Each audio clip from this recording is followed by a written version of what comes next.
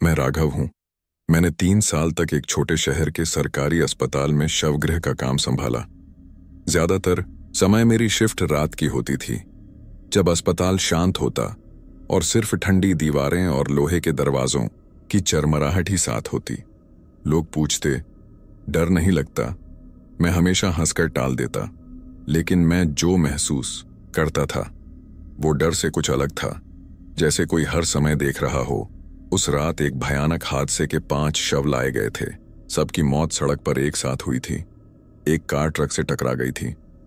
सभी के चेहरे बुरी तरह बिगड़े हुए थे, लेकिन एक शव बाकी से अलग था। वह एक किशोर लड़के का था, जिसकी आंखें बंद नहीं थीं। मैंने कई बार कोशिश की, लेकिन उसकी पलकें खुली ही रहीं। मैंने सबको क्रम से फ्रीजर में रख दिया। रात के करीब 2 बज रहे थे। मैं अपनी मेज पर झपकी ले रहा था, जब अचानक ऐसा लगा जैसे किसी ने धीरे से मेरा नाम पुकारा। राघव। आवाज इतनी धीमी थी कि मैं पहले सोच नहीं पाया कि वह असली थी या सपना, लेकिन फिर आवाज दोबारा आई, इस बार स्पष्ट और ठंडी। मैं चौंक कर उठा और कोल्ड स्टोरेज की ओर बढ़ा। अलमारी नंबर 3 का दरवाजा थोड़ा खुला हुआ था, वही जिसमें वह किशोर लड़का था। मैंने धीरे से दरवाजा बंद किया, लेकिन तभी मुझे लगा जैसे किसी ने मेरी पीठ पर हाथ रखा। मुड़कर देखा, कोई नहीं था, मगर उस ठंड में उस हाथ की गर्मी अब भी मेरी पीठ पर थी। मैंने सीसीटीवी की फुटेज देखने का निर्णय लिया। जब मैंने वीडियो को रिवाइंड किया तो मेरी सांसें थम गईं। अलमारी नंबर 3 का दरवाजा अपने आप खुला था और उसमें से एक परछाई बाहर निकल रही थी। वह कोई इंसान नहीं था, ना ही जानवर। उसकी आकृति अस्पष्ट थी, लेकिन उसमें एक अजीब कशिश थी। कैमरे में वह परछाई धीरे धीरे मुझे देखने लगी, सीधे कैमरे की ओर। मैंने तुरंत सारी लाइट्स जला दी, लेकिन उस रात कुछ भी सामान्य नहीं रहा। हर 5-10 मिनट में मुझे खटखटाहट सुनाई देती, कभी टेबल के नीचे से, कभी फ्रीजर के पास से। एक बार तो लगा जैसे किसी ने मेरे कान में कुछ फुसफुसाया हो। मैं इतना डर गया कि बाहर भागने की सोचने लगा, लेकिन बाहर घना कोहरा था और गेट लॉक था। सुबह जब डॉक्टर पोस्टमार्टम के लिए आए तो मैंने उन्हें सब बताया। वह हंसे, बोले, कभी कभी थकान में ऐसा होता है। लेकिन जब उन्होंने उसी लड़के के शरीर की जांच शुरू की तो कुछ पल बाद ही ठहर गए। उन्होंने मेरी ओर देखा और धीमे से कहा, राघव, इसकी आंखें अभी अभी बंद हुई हैं। मैंने उसी दिन इस्तीफा दे दिया। अब मैं किसी और अस्पताल में काम करता हूं, लेकिन रात की शिफ्ट से कोसों दूर रहता हूं, क्योंकि मैं जानता हूं कुछ आत्माएं चैन से नहीं सो पाती और कुछ शव मरने के बाद भी जिंदा रह जाते हैं। कुछ समय बाद मैंने खुद से सवाल करना शुरू किया, क्या ये सब मेरी कल्पना थी? लेकिन जब मुझे एक पुराने स्टाफ सदस्य की डायरी मिली, तब मेरी शंका यकीन में बदल गई। उस डायरी में अलमारी नंबर 3 का जिक्र था। अलमारी 3 वह कभी शांत नहीं रहती। उसने लिखा था, हर साल उसी तारीख को कोई न कोई घटना होती है। मैंने रिकॉर्ड्स खंगाले। वही तारीख थी जब वह किशोर शवगृह में आया था, और हैरानी की बात यह थी कि पिछली बार भी उस तारीख को एक युवक की रहस्यमयी मौत हुई थी और उसका शरीर भी अलमारी 3 में रखा गया था। डायरी में एक पंक्ति ने मेरी रीढ़ की हड्डी को ठंडा कर दिया। कुछ आत्माएं अपनी मृत्यु की सच्चाई स्वीकार नहीं कर पाती, वे वापस लौटती हैं, बार बार। अब मुझे यकीन हो गया कि उस किशोर की आत्मा सिर्फ खोई नहीं थी, वह भटक रही थी, और शायद वह मुझसे कुछ कहना चाहता था। कोई अधूरी बात, कोई छुपा हुआ सच। कभी कभी मुझे लगता है, अगर मैं डर नहीं जाता, अगर मैं दरवाजा नहीं बंद करता, तो शायद वह मुझसे बात कर पाता। शायद मैं जान पाता कि उसका असली अंत क्या था। लेकिन अब बहुत देर हो चुकी है। उसकी नजरें अब भी मेरी नींद में आती हैं, टूटे हुए जिस्म के साथ, मगर आंखों में एक सवाल लिए हुए। अब जब भी किसी सुनसान जगह से ठंडी हवा का झोंका आता है या कोई बंद दरवाजा अपने आप खुलता है, तो मैं रुक कर सोचता हूं, क्या वो फिर लौट आया है? क्या अलमारी नंबर 3 अब भी खुलती है रात के तीसरे पहर में? और अगर हां, तो अगली बार कौन होगा जो उसकी नजर का सामना करेगा? अब मेरी जिंदगी पहले जैसी नहीं रही। मैं सामान्य दिखने की कोशिश करता हूं, लोगों से बात करता हूं, हंसता हूं, खाना खाता हूं, लेकिन भीतर कहीं एक डर जड़ें जमा चुका है। कभी कभी रात में मुझे लगता है कि मेरी छाया मुझसे अलग चल रही है, या फिर आईने में दिखने वाला चेहरा कुछ सेकंड देर से हिलता है। एक बार मैं बस में सफर कर रहा था। सामने वाली सीट पर एक लड़का बैठा था, करीब 19 साल का। वह मुझे घूर रहा था बिना पलकें झपकाए। जब मैंने उसकी ओर देखा तो वह हल्का सा मुस्कुराया, फिर अचानक बस एक गड्ढे में उछली और मेरी नजर हट गई। लेकिन जब दोबारा देखा, वह सीट खाली थी। मुझे नहीं पता कि वह मेरा भ्रम था या फिर वही आत्मा अब भी मेरा पीछा कर रही है। मैंने मंदिरों में पूजा की, संतों से मिला, मनोचिकित्सकों से परामर्श लिया। कुछ ने कहा मुझे आराम की जरूरत है, कुछ ने दवाइयां दी, लेकिन कोई भी उन आंखों को मेरे जहन से नहीं निकाल सका। वो आंखें जो मौत के पार भी जागती रहीं। अब मैं बस यही चाहता हूं कि अगर कभी वह आत्मा फिर मेरे पास आए तो मैं डरकर भागूं नहीं। शायद इस बार मैं उसका संदेश समझ सकूं। शायद इस बार मैं दरवाजा खुला छोड़ दूं। मैं नेहा हूं। मैंने मुंबई के एक निजी अस्पताल में फॉरेंसिक असिस्टेंट के रूप में काम करना शुरू किया था। यह मेरी पहली नौकरी थी और मैं बहुत उत्साहित थी।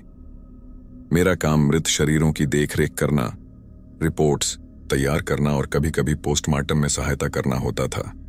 शुरू के कुछ हफ्ते सामान्य थे, लेकिन फिर एक मामला ऐसा आया जिसने मेरी नींदें छीन लीं। एक रात करीब 11 बजे एक शव आया, एक बुजुर्ग महिला का। उसका चेहरा शांत था, जैसे गहरी नींद में हो। मुझे निर्देश दिए गए कि मैं उसे सुबह तक कोल्ड स्टोरेज में सुरक्षित रखूं। मैंने उसके शरीर को सावधानी पूर्वक अलमारी नंबर 6 में रखा और लॉगबुक में एंट्री की। लेकिन जैसे ही मैंने दरवाजा बंद किया, मुझे लगा जैसे किसी ने मेरी पीठ पर सांस ली हो। मैं पलटी, कोई नहीं था। रात बढ़ती गई। मैं रिकॉर्ड्स अपडेट कर रही थी कि अचानक अलमारी नंबर 6 का अलार्म बजा। जब मैं वहां पहुंची, दरवाजा थोड़ा खुला हुआ था। अंदर झांक कर देखा, महिला का शरीर वैसा ही था, लेकिन उसकी आंखें खुली हुई थीं और उनमें अजीब सी चमक थी। मुझे ऐसा लगा जैसे वो मुझे पहचान रही हो। मैंने झट से दरवाजा बंद किया और सिक्योरिटी को कॉल किया। उन्होंने सब चेक किया और कहा शायद लॉक सही से बंद नहीं हुआ था, लेकिन मैंने लॉक 2 बार चेक किया था।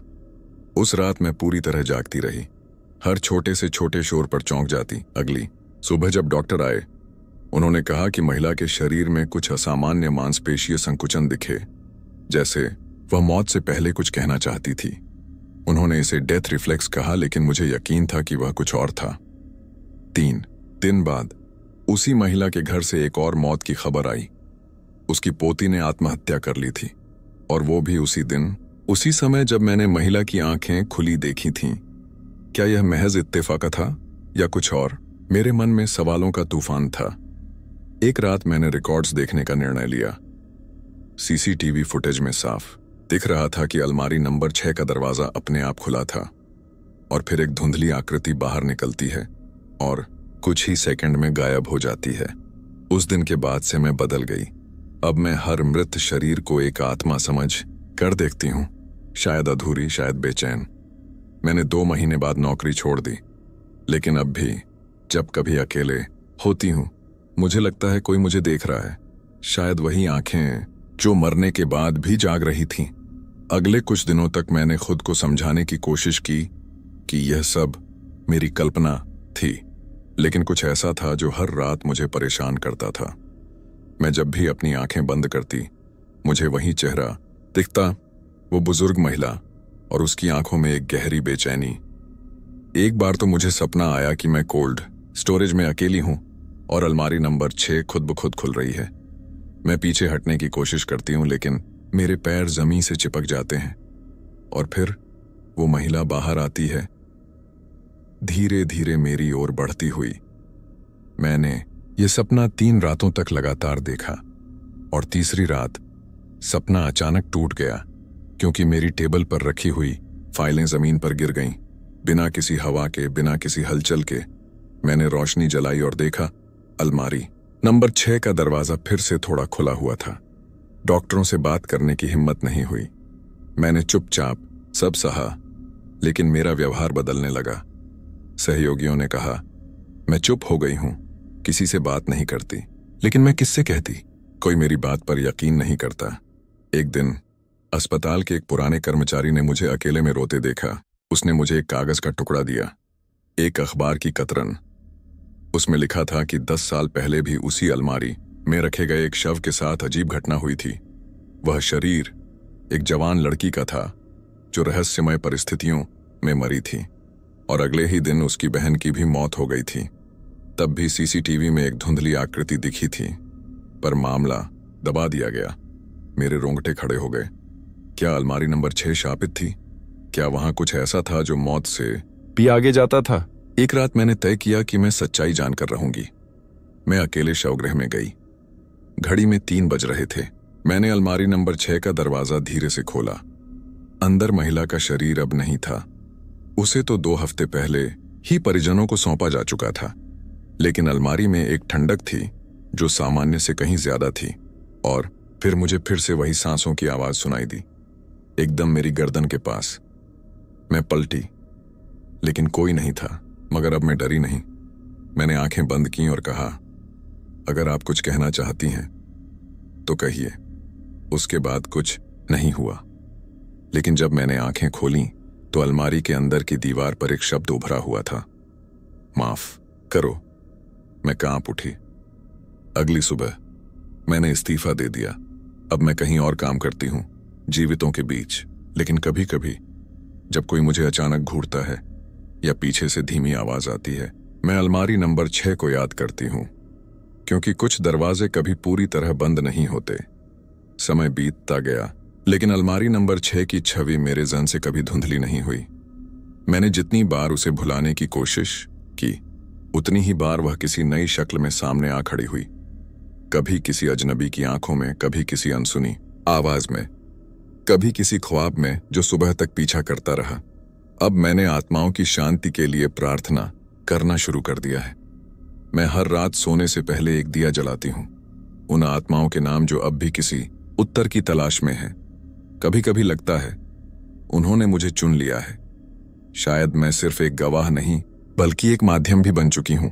अगर कभी आपको लगे कि कोई आपको देख रहा है जब आप अकेले हों, तो डरिए मत। हो सकता है वो आत्मा सिर्फ यह जानना चाहती हो कि आप सुन सकते हैं, और अगर आप उसकी बात सुन लें तो शायद आप दोनों को ही मुक्ति मिल जाए। कुछ आवाजें सिर्फ सुनी नहीं जाती, महसूस की जाती हैं। मेरा नाम महेश है। पिछले 20 सालों से मैं एक सरकारी अस्पताल के शवगृह में काम कर रहा हूं। मैंने समय के साथ बहुत कुछ देखा, दुर्घटनाएं, आत्महत्याएं, रहस्यमय मौतें। शुरू में डर लगता था, लेकिन धीरे धीरे सब आदत बन गया। पर एक चीज है जो आज भी मेरे दिल की धड़कनें बढ़ा देती है, वो तारीख। हर साल की एक खास तारीख, 17 जुलाई।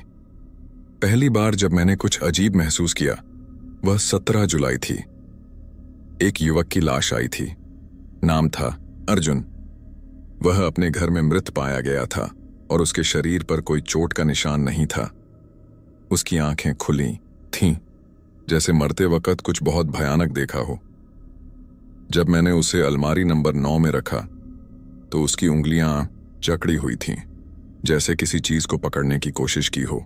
उस रात शवगृह में अजीब सी गंध फैली थी, ना खून की, ना दवा की, कुछ और, कुछ सड़ा हुआ, परंतु पहचान से परे। मैं पूरी रात बेचैन रहा। हर थोड़ी देर में लगा जैसे कोई दरवाजे के पीछे खड़ा है। अगले साल ठीक 17 जुलाई को फिर एक शव आया, एक महिला का। मौत की वजह दिल का दौरा बताई गई, लेकिन उसका चेहरा पीला नहीं, नीला था, जैसे दम घुटा हो। जब मैंने रिकॉर्ड चेक किया तो देखा कि उसे भी अलमारी नंबर 9 में रखा गया। और फिर वही गंध, वही बेचैनी। तीसरे साल फिर 17 जुलाई। अब की बार एक बच्चा, सिर्फ 7 साल का, खेलने के दौरान गिर गया था, लेकिन पोस्टमार्टम में उसकी मौत की वजह स्पष्ट नहीं थी। और हाँ, वह भी अलमारी नंबर 9 में गया। मैंने संयोग मानने से इनकार कर दिया। मैंने पिछले 10 सालों के रिकॉर्ड खंगाले और पाया कि हर साल 17 जुलाई को एक मौत जरूर होती है, और हर बार शरीर किसी न किसी तरह से अलमारी नंबर 9 तक पहुंचता है। मैंने यह बात अपने सीनियर को बताई। वह पहले हंसा, फिर गंभीर हो गया। उसने कहा, कुछ बातें हमें समझने के लिए नहीं दी गईं। मैंने अगले साल 17 जुलाई को छुट्टी ले ली, लेकिन बदकिस्मती से उसी दिन मेरे सहयोगी की मौत हो गई। उसका शव अलमारी नंबर 9 में रखा गया। अब मैं डरने लगा था। क्या यह कोई शाप है? क्या अलमारी नंबर 9 किसी रहस्य को छुपाए हुए है? एक रात मैंने तय किया कि मैं वहां रुकूंगा, देखूंगा क्या होता है। रात के 3 बजे के करीब मैंने देखा अलमारी नंबर 9 का दरवाजा धीरे धीरे खुला। कोई नहीं था आसपास, लेकिन जब मैंने झांका तो अंदर अंधेरा नहीं था, बल्कि एक गहराई थी, जैसे एक सुरंग हो जो कहीं और जाती हो। और फिर एक आवाज आई, बहुत धीमी मगर साफ। क्यों? मैं पीछे हट गया, लेकिन अंदर कुछ था जो मुझे खींच रहा था। मैंने एक कैमरा सेट किया और रिकॉर्डिंग चालू की। अगली सुबह रिकॉर्डिंग में जो दिखा उसने मेरी नींदें उड़ा दी। अलमारी के अंदर से धुंधली आकृतियां निकल रही थीं, चेहरों के बिना शरीर जो दीवारों पर चल रहे थे, जैसे यादें जो शरीर से अलग हो गई हों। अब मैं जानता हूं कि कुछ अलमारियां सिर्फ स्टील की नहीं होती, वो समय और मृत्यु के बीच एक पुल होती है। अलमारी नंबर 9 शायद कोई दरवाजा है जो हर साल एक आत्मा को निगलता है। और अब मैं सिर्फ इंतजार करता हूं अगली 17 जुलाई का। मैंने अपने घर की एक दीवार पर कैलेंडर टांग दिया है, जिसमें सिर्फ एक तारीख गिरी हुई है, 17 जुलाई। हर साल जैसे ही वह तारीख पास आती है, मेरे भीतर घबराहट बढ़ने लगती है।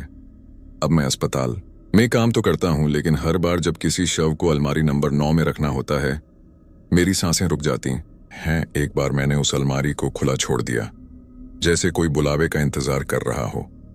उस रात बिजली चली गई और पूरे अस्पताल में अंधेरा छा गया।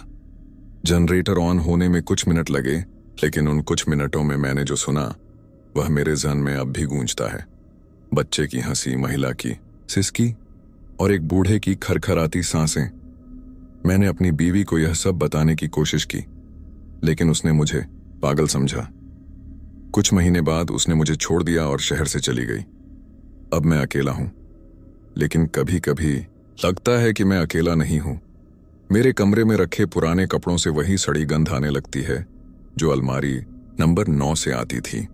एक बार एक नए कर्मचारी ने मुझसे मजाक में पूछा, सर, यह अलमारी 9 में क्या राज है? मैंने हंसने की कोशिश की, लेकिन मेरी आवाज कांप रही थी। वो हंसता रहा और कुछ हफ्तों बाद उसने खुद को अस्पताल की छत से नीचे फेंक दिया। अब मुझे यकीन है कि यह सब महज संयोग नहीं हो सकता। मैंने अपने कमरे में एक फाइल रखी है जिसमें मैंने हर 17 जुलाई को आए शवों का रिकॉर्ड रखा है। हर चेहरा मुझे सपनों में दिखता है, कुछ मांगते हुए, कुछ चेतावनी देते हुए। एक रात मैंने सपना देखा कि मैं अलमारी नंबर 9 के सामने खड़ा हूं और अंदर से कोई मेरा नाम पुकार रहा है, महेश। मैंने दरवाजा खोला और देखा मैं खुद अंदर खड़ा हूं और बाहर वाला मैं धीरे धीरे अंधेरे में खो रहा है। उस दिन के बाद से मुझे लगता है मैं अब वही नहीं रहा जो पहले था। क्या मैंने कुछ खो दिया, या क्या मैं खुद उस दरवाजे से निकल कर आया हूं? अब मैं बस लिख रहा हूं ये कहानी, ये अनुभव, ताकि अगर मैं कभी गायब हो जाऊं तो कोई जान सके कि अलमारी नंबर 9 एक रास्ता है और हर साल वह किसी को बुलाती है। अगर आप कभी उस अस्पताल में जाएं और एक तारीख पर सब कुछ सामान्य से थोड़ा अलग लगे, तो कृपया उस अलमारी को मत खोलिए, क्योंकि कुछ दरवाजे एक बार खुल जाएं तो फिर आपको वापस आने नहीं देते। कभी कभी मैं उन चेहरों को स्केच करने की कोशिश करता हूं जो मैंने अलमारी नंबर 9 में रखे शवों पर देखे थे। अजीब बात यह है कि सभी के चेहरे एक दूसरे से मिलते जुलते हैं। क्या यह मेरी कल्पना है या वह आत्मा हर साल किसी नए शरीर में लौटती है? एक रात मैंने पुरानी रिपोर्ट्स, सीसीटीवी फुटेज और अपनी फाइलें फैलाकर एक चार्ट बनाया। उसमें एक पैटर्न था। हर 7वें साल मृतकों की संख्या बढ़ जाती थी और हर 7वें शव के साथ कुछ विशेष होता था। या तो कैमरा बंद हो जाता, या दरवाजा अपने आप खुलता, या कर्मचारी बीमार पड़ जाता। मैंने अपने डर को कागज पर उतारना शुरू किया, लेकिन हर बार जब मैं कलम उठाता मुझे लगता जैसे मेरी उंगलियां जकड़ गई हैं। कभी कभी तो टेबल पर रखी रिपोर्ट में पहले से शब्द लिखे मिलते, मत खोलो, वह जाग चुका है, अब तुम अगला हो।